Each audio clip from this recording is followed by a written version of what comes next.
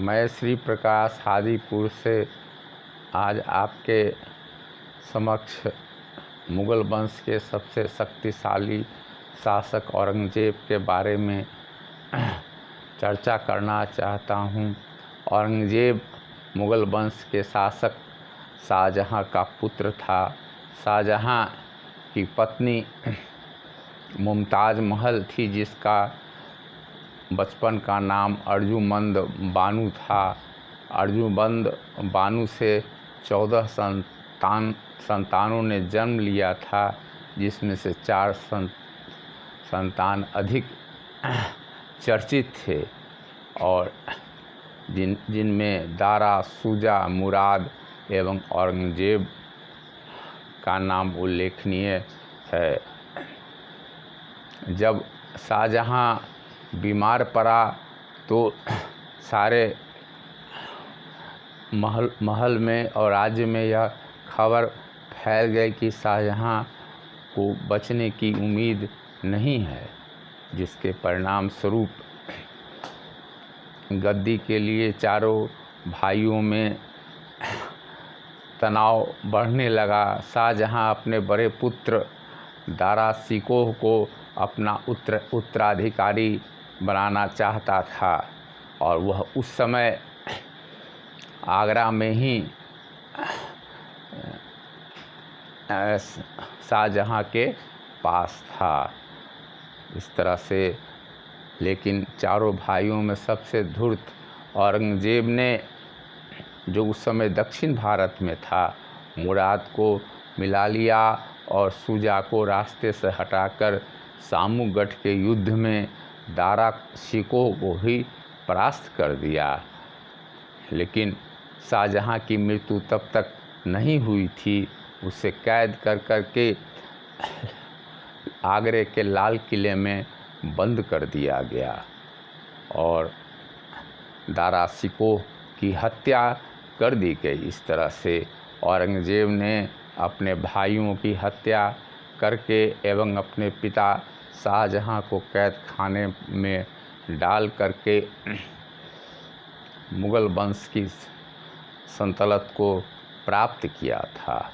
लेकिन औरंगज़ेब के बारे में कहा जाता है कि वह कट्टर हिंदू विरोधी था और उसने बहुत सारे मंदिरों को तोड़ डाला। यह बात सही है कि औरंगज़ेब ने बहुत सारे हिंदू मंदिरों को तोड़ डाला, लेकिन यह एक राजनीतिक चाल थी, जिसके द्वारा वह कट्टर सुन्नी मुसलमानों को अपने पक्ष में रखना चाहता था।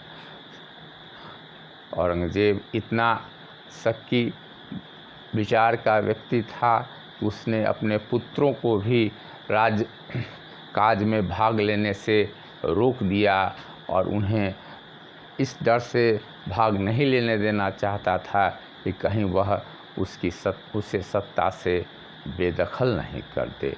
उसकी पुत्री जो शायरी किया करती थी और बहुत उदार प्रकृति की थी, उसे भी उसने कैद खाने में डाल दिया था। औरंगज़ेब के क्रूर व्यवहार के परिणाम स्वरूप ही मुस्लिम और हिंदुओं में जो आपसी एकता अकबर के समय में स्थापित हुआ था, वह टूट गया और औरंगज़ेब ने सिख धर्म के 9वें गुरु तेग बहादुर की भी हत्या करवा दी थी और गुरु गोबिंद सिंह के दोनों पुत्रों को भी दीवार में चुनवा दिया था। उसका यह सारा कृत्य क्रूरता का प्रतीक है। लेकिन इसके साथ साथ उसके साम्राज्य में जागीरदारों में हिंदुओं की संख्या शाहजहाँ और जहांगीर के समय से अधिक थी। हिंदू जागीरदार और उसके दरबार में हिंदुओं की संख्या पूर्ववर्ती मुग़ल बादशाहों से अधिक थी। यह इसलिए था कि जो हिंदू सरदार और जागीरदार उसकी मदद करते थे, उसे उन्होंने अपने पक्ष में मिलाने के लिए उन्हें मनसबदारी की उपाधि प्रदान की थी। औरंगजेब का लंबा संघर्ष शिवाजी के साथ चला और शिवाजी को कैद खाने में भी उसने डाल दिया था। शिवाजी ने चालाकी करते हुए कैद खाने से वे निकल गए और पुनः वे अपने महाराष्ट्र में पहुंच गए और वहां से पुनः औरंगजेब के साथ उनका संघर्ष होने लगा। इस तरह से देखते हैं कि अपने लंबी शासन अवधि में औरंगजेब ने यह बात सही है कि उसने एक सुदृढ़ मुग़ल सल्तनत की नींव डाली, परंतु उसके शासन का दूसरा पहलू यह है कि राजपूत, जाट और मराठे उसके विरुद्ध खड़े हो गए।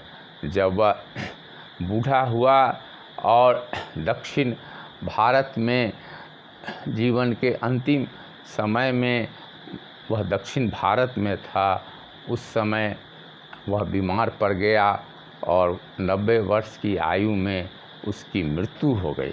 औरंगजेब को मरते वक्त अपने कुकृत्यों पर बहुत ही अफसोस हो रहा था और उसे लग रहा था कि उसने अपने जीवन में बहुत सारे गलत कार्य भी किए हैं।